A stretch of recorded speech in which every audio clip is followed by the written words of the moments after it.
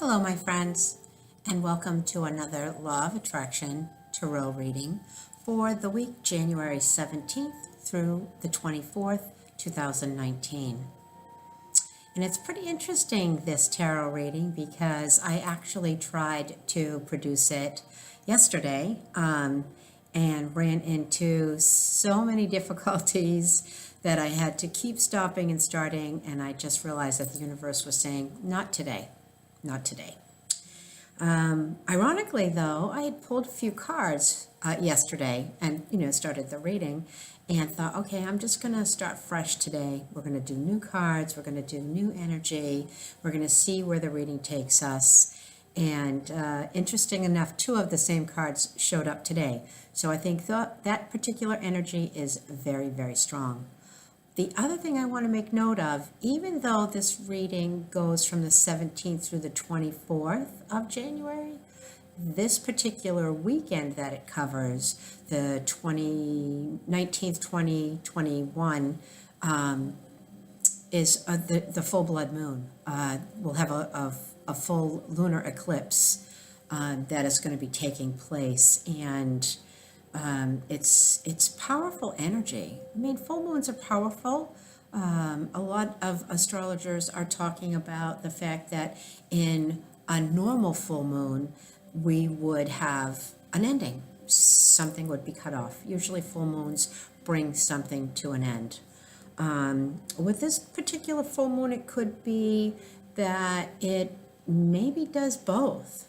It could bring something in your life to an end, energy-wise, and it could also be a new beginning because of the type of full moon that it actually is. But with that being said, the other thing that I thought was pretty interesting is normally I would draw 4 cards, and I do one for overall energy, and then the other 3 are the middle, kind of the middle, beginning, and end of the week, but maybe to kind of the energies will all overlap each other. And today 5 had to come out. I don't know. I'm just telling you that the universe is really speaking strongly to you today and for the next week, and maybe we need to take note of that. So for the overall energy, the card that was pulled is the 6 of Swords. Whoops, let me move my finger so you can actually see it. Is the 6 of Swords. And we had a lot of sword energy last week as well. And as I said, for me personally, I always think of the sword as cutting through the crap, cutting through the BS. Sword energy is decisive action. In this particular card, you notice that it's a safety net that these people are holding, and you would imagine that it means, the universe has got your back. You could jump and you're going to be safe. And but actually, what this card means is caution. It means, beware of reckless behavior. If you're in the middle of a crisis, seize unexpected opportunities. Anything you need to do to regain your balance. Talks about holding on to past dreams that you have to let go if you want to reach harmony and balance with your power and your intentions, and taking action, this coming week. And the last thing, as I said, to me it's a safety net. I always think that the universe has our back. Sometimes we may not like the reads that we see or the messages that we get from the universe because it maybe doesn't fall in line with what we feel we want to do or we feel is our heart's desire. But like yesterday, I kept trying to plow through, and the universe just said, no, not today. Today's not a good day. So I went ahead, listened to the universe, and I pulled the cards again this morning, and we're getting a new reading. I also want to make note of the fact that I live in a military area, so you may hear a few jets going by, but just take that also as a sign, of the power of energy, jet propulsion. Anyway, so the next card that I had pulled is the King of Cups. And, this card actually talks about professionalism.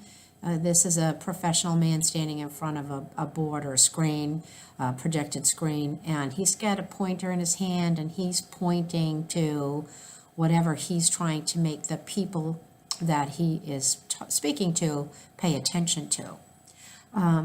My notes, of course, on the King of Cups talk about a different aspect of this card with the law of attraction. And with the law of attraction, this card speaks to a man you can trust. He's a man full of joy of living. He's full of love. It could be starting a new relationship. Let me see, attraction. Well, and that was the other thing that this card talked about in the law of attraction. And in the law of attraction book, this card speaks to the fact that any relationship that you get into, it usually starts with an attraction. Whether it's the person's voice or, the way they smell, the way they look, something draws your energy to their energy. And that's a real important thing to note, because attraction is everywhere, and it's a powerful force in the universe. And so many of us don't consider that. We may meet someone, and I think for empaths and people that are very sensitive in nature, we have a tendency to want to rescue. We look for the potential in that partner instead of looking to what attracts us to that person. And is that attraction strong? Because the stronger the attraction and desire, the stronger the relationship. The next card I drew was the Seven of Swords. And the Seven of Swords was one of those cards that I drew yesterday as well as today. So I really feel like this is a powerful card for this week. This is something the universe definitely wants you to be paying attention to. And you'll notice that it's a tunnel, and at the end of that tunnel is light. I think this card speaks to us in some respects about having tunnel vision, that, maybe we need to focus more on the light at the end of the tunnel than the tunnel walls that are closing in around us. But believe it or not, this card talks about hope in the law of attraction. And it's possible to return to a normal life after all the anxiety that pushes us in new paths. You have to ask yourself, this was a good one. I really appreciated reading this, and I think this is something that most of us should consider doing when we're coming across something that we have to think about or work on. In my notes, it says that you need to ask yourself these three things with any thought that you have. Should I? Need I? Is it necessary? Most of the time, if you're going to maybe start a negative conversation with someone, ask yourself, should I start this conversation with this person? Do I need to have this conversation with this person? Is this conversation even necessary? Because your thoughts are going to attract that energy back to you. So just remember, if you're having a negative conversation with someone, even if it's about someone else, at some point, that negativity is going to turn on you. And you could be the topic of negative conversation by somebody in the future. So I think it's really poignant that we pay attention to our thoughts, and especially to our words, because the words that we speak often give emotion and strong vibration to the energy that we will attract back to us. The last thing that this talks about is, it says in 7 weeks or 7 months, if you follow that, should I, need I, is it necessary? You'll see a definite change in the way you are and the way that the life is responding to you. And you'll actually stop self-sabotaging yourself. That might be an important thing to think about. Maybe that's what you want to end this week with, that full moon energy, is self-sabotage and negativity. Big ones. Big ones. This was another card that I drew yesterday as well as today. And believe it or not, in the Law of Attraction Tarot, this is the Hangman. the hangman is usually hanging upside down, and in the normal tarot deck it talks about, the fact that he's hanging there and he could release himself. In this particular deck, it talks about having doubts. You're awakened to your limiting beliefs and the patterns that must be broken. So this person is trying to walk on a tightrope. And how many times are we in that position when we're trying to balance something that we desire or dream, and all of a sudden, that committee in your head starts speaking to you about, oh, you can't do that. You're not smart enough. You're not strong enough. You're not healthy enough. Whatever it is, the I'm not enoughness causes us to have doubt. And this talks about, if you notice that high wire people, the people that walk on those tight ropes, they have a tendency not to ever look down. They just keep looking forward. So, as in the card that was pulled prior, I think these two cards really speak to the same thing. Just keep looking forward, keep a focus on the dreams that you want to acquire this year. Start thinking of ways to end some of the self-sabotage or the doubt, the fear. Focus on the joy in life, the happy relationships you have. Seek those people out. The last card that I pulled, and again, like I said, this was an extra card, and this is the Ten of Coins. And the Ten of Coins speaks to luck, hence the fortune cookie in the card. And coins is prosperity and abundance, and 10 is ultimate. This is sort of, all of your prosperity dreams are going to start coming true. Focus on the abundance that you want to have in your life. Don't be afraid to focus on money. So often we've been trained to fear having money in our lives, and so we self-sabotage ourselves financially, and we give up so much that the universe wants to send our way because we're afraid. And as I said before, your energy that you're putting out is what you're going to attract. So if you're putting out fear of money, then you're going to attract more fear of money.